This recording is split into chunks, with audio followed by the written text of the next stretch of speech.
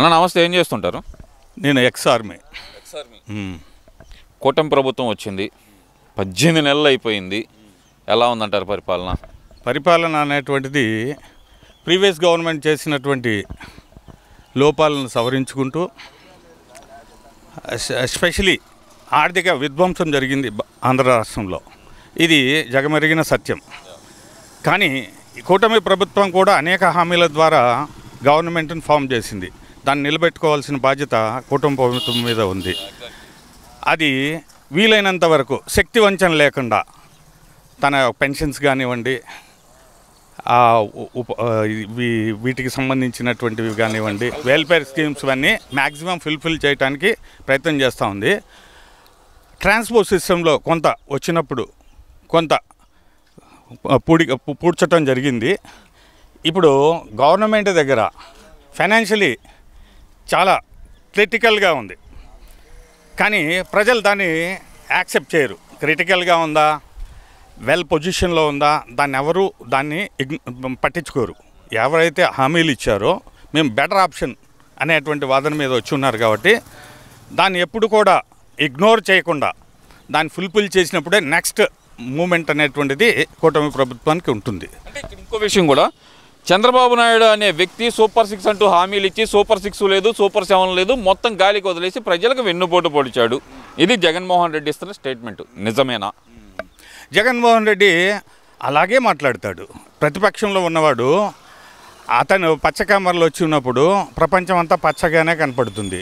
Especially ఈ ఓట్ల రాజకీయంలో ఇది సర్వసాధారణం. దాన్ని పర్టికులర్గా దాన్ని ఫోకస్ చేయాల్సిన పని లేదు.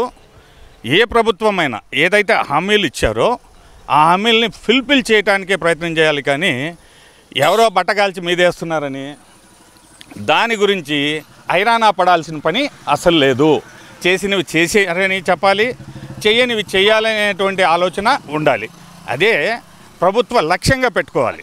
సూపర్ 6 హామీల్లో అసలు ఏమీ అమలు కాలేదు, పేదలందరినీ మోసం చేస్తున్న చంద్రబాబు నాయుడు అనేది వైసీపీ నాయకుల వాదన. అది నిజమేనా? సూపర్ 6 హామీలు ఏమీ అమలు కావట్లేదు అనుకోవాలంటారా? నేను అనేది ఏంటంటే అమలు అవుతున్నాయి. ఎవరైతే లబ్ధిదారులు ఉన్నారో ఆ ఫలాలు పొందుతున్నారో వాళ్ళు హ్యాపీగానే ఉన్నారు. కానీ ఒకటి గుర్తుపెట్టుకోవాలి, ఎప్పుడైతే ఏవి అమలు కాలేదు అనేటువంటి వాదన తీసుకొస్తున్నటువంటి ప్రతిపక్షం కూడా కానీ 11 సీట్లకు పరిమితమైనటువంటి వైకాపా అలా మాట్లాడకుండా ఎలా మాట్లాడుతుంది? వాళ్ళు అలా చేశారు కాబట్టి వాళ్ళకు 11 సీట్లకు పరిమితం చేశారు. సింపుల్ లాజిక్ అది. అంటే ఇక్కడ మళ్ళీ జగన్మోహన్ రెడ్డి అంటుంది ఏంటంటే ఈ కూటమి ప్రభుత్వం వాళ్ళనే కాదు అందరినీ మోసం చేస్తుంది, అటు సంక్షేమం లేకుండా ఇటు అభివృద్ధి లేకుండా అంటున్నారు కదా. అది నిజమే అనుకోవాలంటారా? ఎవరు అంటున్నారు? జగన్మోహన్ రెడ్డి కదా. Each one every one YCP నాయకులు ప్రతి ఒక్కళ్ళు మాట్లాడుతున్న మాట ఇదే. వాళ్ళు మాట్లాడాలంటే వాళ్ళని ఉనికిని చాటుకోవాలంటే మాట్లాడాలి. రాజకీయమే మాట్లాడటం. రాజనీతి లేని రాజకీయం ఎప్పుడూ వర్ధిల్లదు. అంటే ఆయన దగ్గర రాజనీతి లేదంటారా? జగన్మోహన్ రెడ్డి దగ్గర స్వస్థం చేశారు కదా, 11 సీట్లు ఇచ్చి స్వస్థం చేశారు కదా. రాజనీతి లేని రాజకీయం ఎప్పుడూ వర్ధిల్లదు. అది కూటమి ప్రభుత్వమైనా లేకపోతే ప్రతిపక్షమైనా అది తథ్యం. అంటే ఇక్కడ జగన్మోహన్ రెడ్డి అంటుంది ఏంటంటే కనుక 18 నెలల కాలంలోనే ప్రజలందరిలో వ్యతిరేకత వచ్చేసింది. ప్రతి వర్గం అనేది జగన్మోహన్ రెడ్డి ముఖ్యమంత్రి కావాలని కోరుకుంటుంది అనేది జగన్మోహన్ రెడ్డి చెప్తున్న మాట. మరి అందుకనే ప్రతిపక్షం హోదా కూడా లేకుండా చేశారు. ఇంకా అలా మాట్లాడుకోపోతే ఎలా ఉంటుంది? కావాల్సినన్ని కేసులు పెట్టుకొని జనాలన్నీ ఏదో అంటారు చూడు, పిల్లి పాలు తాగుతూ ఉంటే ప్రపంచం చూడటం లేదనేటువంటి వాదన తీసుకొస్తుంటాడు. ఆ వాదన తనకు సొంతం అంతే. అది అతనుకున్నటువంటి పేటెంట్. ఆ పేటెంట్ను మనం ఎందుకు కాదనాలి? మరి జగన్మోహన్ రెడ్డి చెప్తుంది ఏంటంటే నాకు అన్ని వర్గాల్లో వ్యతిరేకత వచ్చింది అంటున్నాడు కూటమి ప్రభుత్వం మీద. అది వాస్తవం మీద అంటే ఇక్కడ మధ్యతరగతి కానీ, పేదలు కానీ, నిరుద్యోగులు కానీ అన్ని వర్గాల్లో వ్యతిరేకత వచ్చింది, విద్యార్థులతో సహా అంటున్నారు. అందరూ జగన్మోహన్ రెడ్డి వెనకమాలే ఉన్నారంట. అది వాస్తవమేనా? మరి విధ్వంసం జరిగినటువంటి ఈ ఆంధ్ర రాష్ట్రాన్ని దారికి పెట్టుకోవడానికి ఆర్గనైజేషన్లు కృషి చేస్తున్నటువంటి ఇప్పుడు స్టిల్ చంద్రబాబు గారు చేయని ప్రయత్నం లేదు. ఈరోజు సెంట్రల్ కూడా ఈ యొక్క ఎన్డీఏ గవర్నమెంట్ రావటం వల్ల మనకు కొంచెం గాలి పీల్చుకోవడానికి అవకాశం కలిగింది. మనం ప్రాజెక్టులు ఏవైతే మనం సంకల్పించుకున్నామో వాటికి నిధులు తెచ్చుకోవటం కానివ్వండి, ఈ రన్నింగ్ ఈ పథకాలు ఇవ్వటం కానివ్వండి, మనం అనేక విధాలుగా ఫైనాన్షియల్గా చాలా క్రైసిస్లో ఉన్నాం. క్రైసిస్లో ఉన్న ఇచ్చిన మాట నిలబెట్టుకోవడానికి కోసం ఒక లక్ష్మణ రేఖ క్రాస్ అయి పనులు చేస్తున్నాం. ఈరోజు సంక్షేమం ఎలా అయితే మనం ఒక ముఖ్య అంశంగా పెట్టుకున్నామో అభివృద్ధికి కూడా బట్టలు వేస్తున్నారు.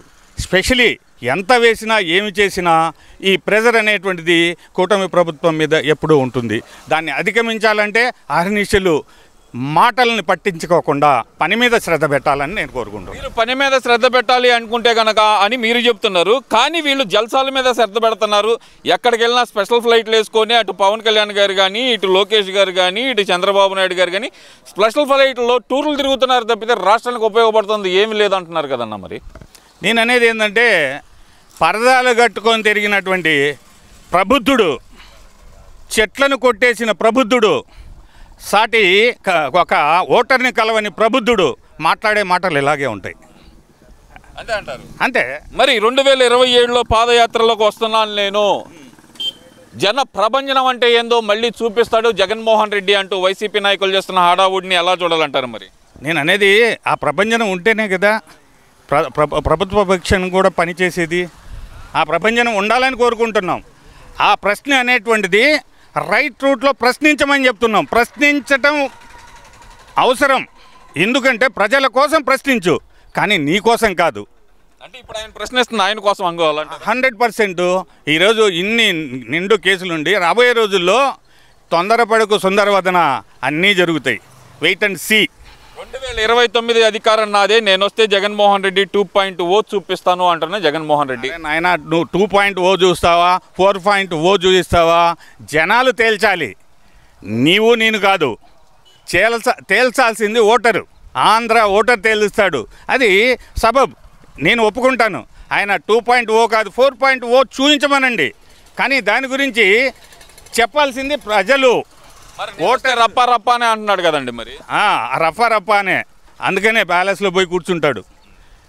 బెంగళూరు ప్యాలెస్లో పోయి సిట్ వేస్తాడు, లాస్ట్ మధ్యలో వస్తాడు, ఏమంటాడు, కాలువ గట్లు ఎగురుతాడు, కింద పడతాడు.